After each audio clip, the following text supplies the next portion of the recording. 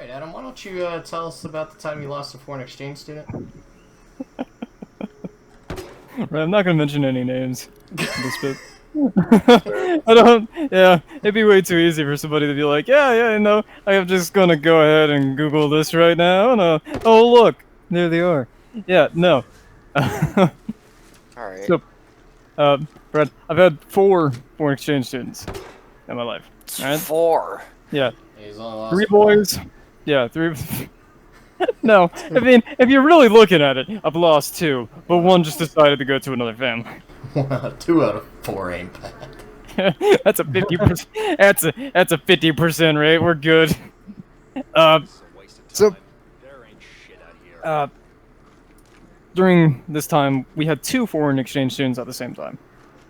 Again, not gonna mention names, but one was from. Wow, I'm forgetting the name of the country. Starts with a B. Conrad, you remember? It's not Syria. Afghanistan? Did you just ask me it started with a B? Was it Syria? No, I said it started with a B. It wasn't Syria. It's next to it. It's next. Bermuda. Bangladesh. Definitely not that either. Whatever. Okay. So. Yeah. Earlier you told me it was One- Afghanistan, but No. One of the exchange students was from around, the Mediterranean. that's fair. The other one was from Afghanistan. Okay. He's who this story is about. So, they both came. They were both good kids. We treated them like family and everything. We got along with them just fine. They were both good kids. But, our exchange student from Afghanistan always talked about how, a lot of the times other exchange students that came would run away. Because of the fact that Afghanistan was not welcoming to those who went to America and came back, and also just the fact that Afghanistan's government was pretty much a shit dictator. But yeah. So he was always talking about how a lot of the students that came to America would run away because there was a really shitty dictatorship back home, yada yada, and also because for a fair few of the exchange students, when they came back home, they would be stoned in the streets. But so yeah.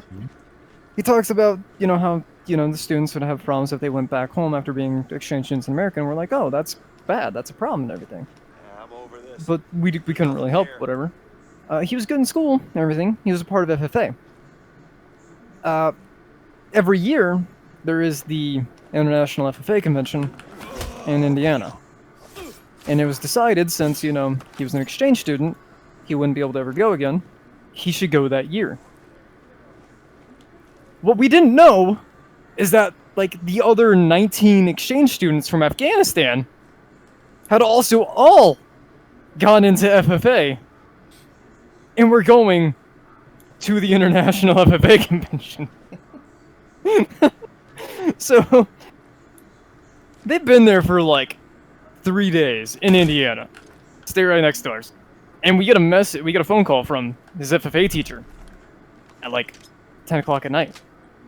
And she says, hey, I don't know how to properly explain this, but your exchange student's gone.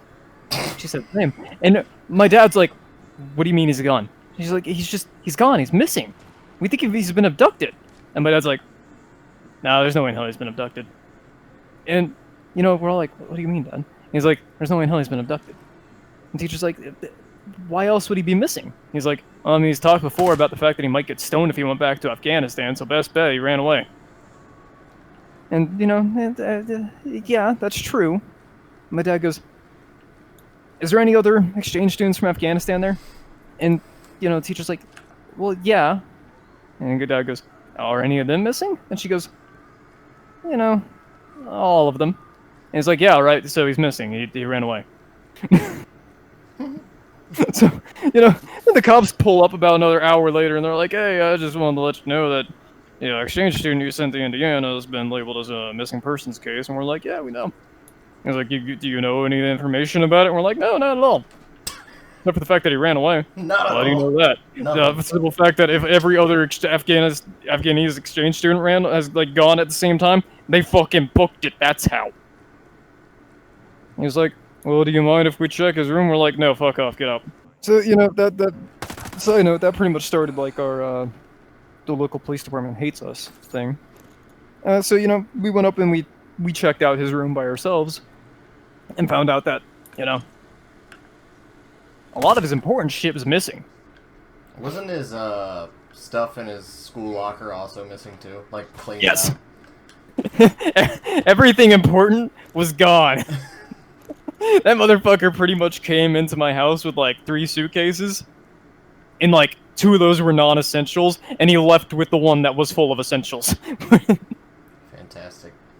But yeah, so you know, like a week goes by, still a missing persons case.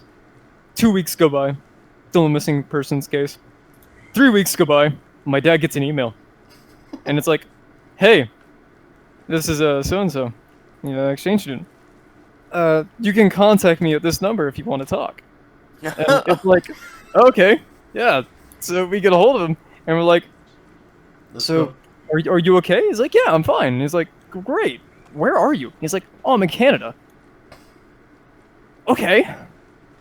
Why are you in Canada? And he's like, "Well, because, you know, Canada's like a sanctuary, you know, state to us. If we come here after 5 years of being here, we gain citizenship, which then allows us to bring over our parents." And it was like, "Oh, that makes sense. What about all the other kids that ran away at the same time?" He was like, "Oh, they came to Canada too." And we're like, "Oh, well, did they all make it?" He's like, "Yeah, all of them except for 2 so far." And I'm sitting here and I'm like, so fucking 17 kids from Afghanistan. I've just booked it from an FFA convention in Indiana to Canada. All right?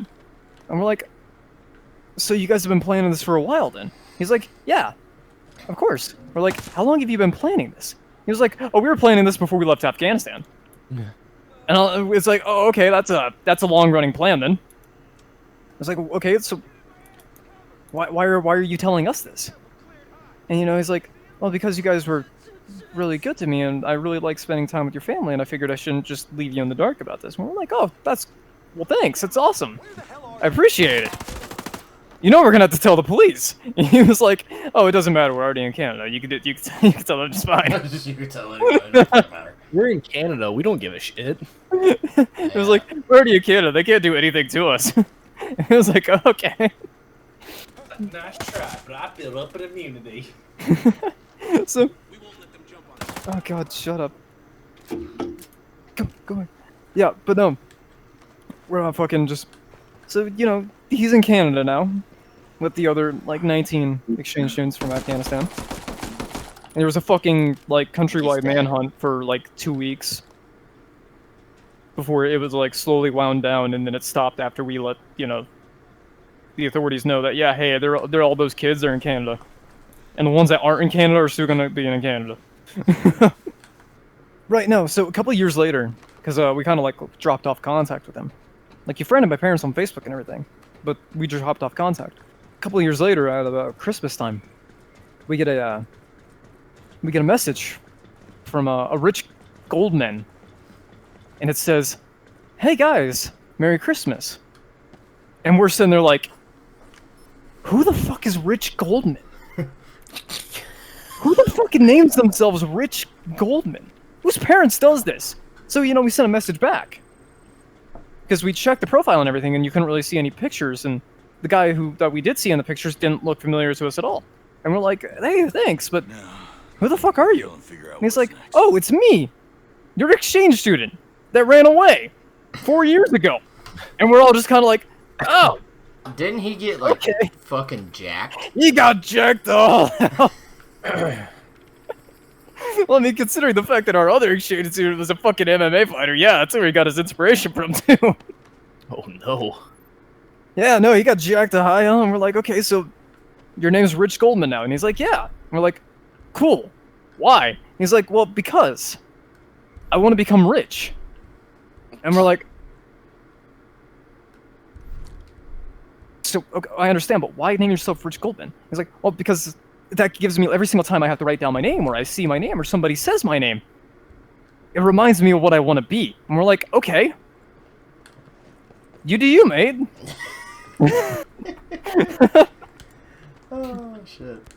So yeah, this motherfucker bailed on an FFA convention, sent the fucking FBI on a manhunt for like 17 to 19 students from Afghanistan. Bit of an international incident. And then, 3 weeks later, winds up in Canada, and a couple of years later decides to change his name to fucking Rich Goldman. But yeah, no, he got his citizenship and everything. I'm fairly certain a little while back he sent us a message saying that his parents had moved to Canada with him too. And we're just like, this is great. Except for, like the simple fact that if he had been caught, if any of those students had been caught, they would have been shipped on the quickest flight pretty much back to Afghanistan. And the punishment then, that is almost always done, is you are stoned in the streets. So one of the things that we straight up told him when he first called us, that was 3 weeks after he ran away, was, we're happy you're safe, you fucking idiot. You should have told us. We would have helped you. But I mean, yeah, great kid, but fucking hell.